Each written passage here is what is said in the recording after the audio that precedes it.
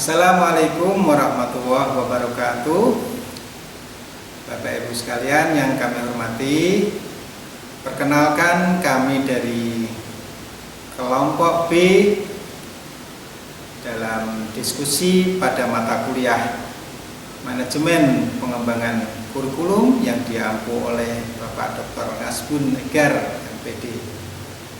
Perkenalkan, kami dari kelompok B dengan anggota satu Bapak Adi Wibowo, kemudian yang kedua Ibu Dwi Setianingsih, tiga saya sendiri Bapak Muhammad Soleh, empat Ibu Nur Asma, yang kelima Ibu Ngatini, yang keenam Bapak Asrori, yang ketujuh Ibu Fatimah, serta yang kedelapan Bapak Budi Santoso. Kali ini perkenankan kami akan menyampaikan presentasi dengan topik 10 yang berjudul kurikulum berbasis kompetensi. Bapak Ibu sekalian, mari kita mulai. Nah, dalam topik 10 ini, yaitu tentang kurikulum berbasis kompetensi, akan kita uraikan menjadi 4 bahasan masing-masing. Yang pertama adalah pengembangan kurikulum berbasis kompetensi. Yang kedua, praktek pengembangan kurikulum berdasar kompetensi. Yang ketiga, sejarah perkembangan kurikulum. Dan yang keempat, perbandingan kurikulum berbasis kompetensi dengan kurikulum berbasis materi atau isi. Nah, itu 4 hal atau 4 subtopik yang akan kita presentasikan kali ini. Nah, Bapak Ibu sekalian yang saya hormati, kita akan sampaikan yang pertama tentang sejarah perkembangan kurikulum di Indonesia. Bahwa sejarah perkembangan kurikulum pembangunan sistem pendidikan nasional bangsa Indonesia telah ada sejak sebelum bangsa Indonesia merdeka. Nah, kita lihat kurikulum dari masa ke masa, yang diawali dari masa di awal kemerdekaan pada sekitar tahun 1945 hingga 1950, di mana Pancasila merupakan landasan utama praktek pendidikan, yaitu pasal 31 Undang-Undang Dasar 1945. Nah, kemudian berlanjut pada masa Orde Lama. Pada masa ini yang digunakan sebagai dasar kurikulum adalah pasal 30 Undang-Undang Dasar sementara tahun 1950, kemudian Undang-Undang Nomor 4 tahun 1950 tentang dasar pendidikan dan pengajaran di sekolah. Lalu berlanjut dengan kurikulum 1947. Nah, pada kurikulum ini rencana pelajaran dirinci dalam uraian. Kemudian kurikulum 1964 merupakan rencana pendidikan sekolah dasar. Perkembangan selanjutnya adalah kurikulum 1968 yang dimulainya masa Orde Baru. Dalam kurikulum ini, sebagai dasar kurikulum yang digunakan adalah 1. TAP MPRS nomor 27 MPRS 1966 tentang tujuan pendidikan nasional dalam PPHN. Lalu Undang-Undang Nomor 2 tahun 1989 tentang sistem pendidikan nasional, dan 17 perangkat hukum berbentuk peraturan pemerintah dan keputusan menteri. Nah, perkembangan berikutnya yaitu kurikulum tahun 1997 yang merupakan perkembangan berikutnya adalah kurikulum 1973 di mana kurikulum proyek perintis sekolah pembangunan atau PPSP. Lalu berlanjut kurikulum 1975. Kurikulum sekolah dasar, muncul normalisasi kehidupan kampus atau NKK. Lalu berganti lagi menjadi kurikulum 1984 dengan ciri pokok yaitu cara belajar siswa aktif atau CBSA. Dan kemudian berlanjut kurikulum 1994 dan masa Orde Baru berakhir pada kurikulum 1997 yang merupakan revisi dari kurikulum 1994. Nah, setelah itu berganti menjadi masa reformasi dengan munculnya Undang-Undang Nomor 20 Tahun 2003 tentang Sistem Pendidikan Nasional yang diawali dari kurikulum 2004.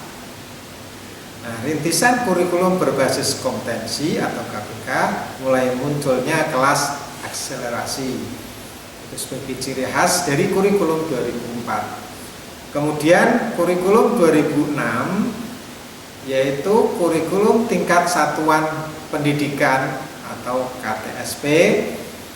Sekolah bebas mengembangkan kurikulum sesuai kondisi, dan saat itulah di kurikulum 2006 mulai muncul kelas berstandar internasional.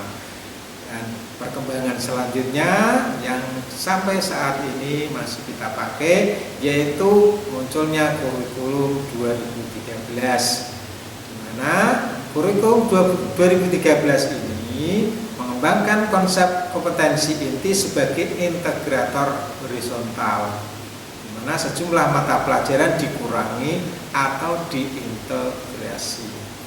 Nah, itulah sejarah perkembangan kurikulum di Indonesia dari masa ke masa. Nah, kita lanjut ke pengertian KBK atau kurikulum berbasis kompetensi. Kurikulum berbasis kompetensi merupakan perangkat rencana dan pengaturan tentang kompetensi dan hasil belajar yang harus dicapai pembelajar, penilaian, kegiatan belajar mengajar, dan pemberdayaan sumber daya pendidikan dalam pengembangan kurikulum sekolah. Pusat Kurikulum Balitbang Depdiknas dalam Dewa Komang Tantra 2009. Acuan dasar pengembangan KBK yaitu 1. Tingkat pengetahuan, 2. Keterampilan, 3. Tata nilai dan sikap. Semuanya harus menyatu dan melebur di dalam semua kompetensi yang diinginkan. Homsen S. Widodo dan Jasmadi 2008. Nah, lalu bagaimanakah prosedur pengembangan KBK? Nah, kita diawali dengan identifikasi kompetensi, yaitu menetapkan dan mendeskripsikan jenis dan mutu kompetensi yang harus dimiliki anak didik. Berikutnya,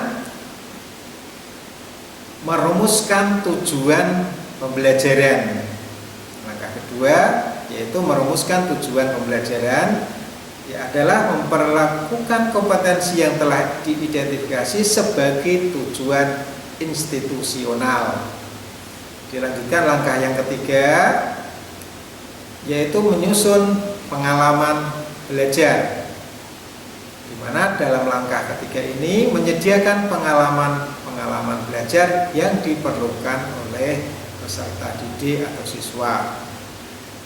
Lanjut ke langkah yang keempat yaitu menetapkan topik dan subtopik, yaitu mengidentifikasi pokok-pokok bahasan dan subpokok bahasan sebagai isi atau persoalan-persoalan. Langkah berikutnya yang kelima yaitu menetapkan waktu. Dalam pengertian adalah menetapkan waktu yang diperlukan untuk mempelajari tiap topik dan subtopik dengan pertimbangan tatap muka dan praktikum. Langkah keenam, memberi nama mata pelajaran, yaitu mengorganisasikan terlebih dahulu topik-topik atau subtopik yang relevan. Yang terakhir, menetapkan bobot SKS, yaitu memperhitungkan perbandingan antara tatap muka dan praktikum. Nah, itulah prosedur pengembangan KPK.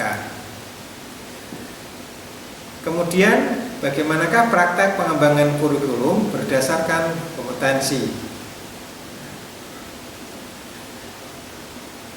Yang pertama yaitu memahami dan menghayati kompetensi kemampuan dasar guru. Menguasai bahan bidang studi dalam kurikulum sekolah dan pendalaman atau aplikasi bidang studi. Mengelola kelas dan program mengajar, menggunakan media sumber, menguasai landasan-landasan kependidikan, mengenal fungsi dan program pelayanan bimbingan dan konseling, lalu mengenal dan menyelenggarakan administrasi sekolah, dan memahami prinsip-prinsip dan menafsirkan hasil-hasil penelitian pendidikan guna keperluan pengajaran. Berikutnya, membentuk kelompok kerja. Dalam tahapan ini, yaitu membentuk kelompok kerja yang anggotanya terdiri dari ahli atau dosen atau guru, di mana kelompok kerja yang disebut kompetensi.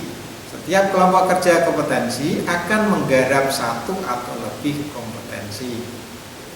Kemudian praktek berikutnya, merumuskan tujuan-tujuan pendidikan. Nah, dalam langkah ini, setiap kelompok kerja kompetensi merumuskan tujuan-tujuan pendidikan yang dijabarkan dari kompetensi-kompetensi yang digarapnya. Dan yang terakhir, langkah praktek terakhir, yaitu mengembangkan kurikulum berdasar kompetensi. Setiap kelompok kerja kompetensi membagi tugas. Seorang atau beberapa orang bertugas mengembangkan kurikulum berdasarkan kompetensi dalam rangka mencapai satu atau beberapa tujuan pendidikan. Nah, sekarang kita lihat bagaimanakah perbandingan antara kurikulum berbasis kompetensi atau KPK dengan kurikulum berbasis materi atau isi. Nah, esensi perbedaan terbagi dalam 4 hal. Terbagi dalam 5 hal, yaitu penamaan, manajemen, kerangka dasar dan struktur kurikulum, pembelajaran, dan pelaksanaan. Pada penamaan, ada esensi penamaan. Perbedaannya adalah kurikulum 2004 atau KPK, kemudian kurikulum 2006 dinamakan kurikulum tingkat satuan pendidikan atau KTSP. Pada sisi manajemen, perbedaannya, kalau kurikulum 2004 uji coba, pemodelan dan MPS dilakukan oleh pusat. Dalam hal ini adalah Direktorat dan Balitbank. Sedangkan pada kurikulum 2006, BSNP sebagai penyusun standar isi, yaitu kerangka dasar struktur kurikulum sekolah, mengembangkan dalam kurikulum tingkat satuan pendidikan. Selanjutnya, tentang kerangka dasar dan struktur kurikulum, pada kurikulum 2004 memuat standar kompetensi, kompetensi dasar, indikator, dan materi pokok. Sedangkan kurikulum 2006 memuat kelompok mata pelajaran, struktur kurikulum tiap jenjang, dan standar kompetensi dan kompetensi dasar. Lalu dalam hal pembelajaran terdapat perbedaan. Jika kurikulum 2004 berbasis kompetensi, yaitu guru sebagai fasilitator, sedangkan pada kurikulum 2006 berorientasi kompetensi, siswa sebagai pusat pembelajar.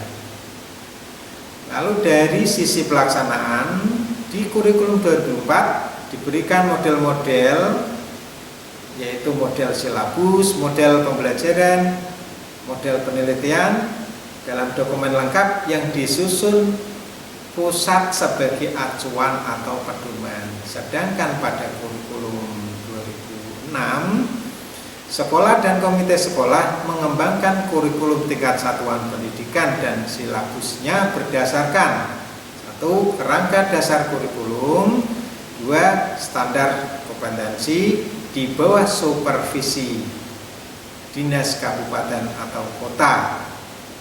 Ini untuk SD, MI, SMP, MTS, paket A dan paket B, serta dinas provinsi untuk tingkat SMA, SMK, PLB, dan paket C.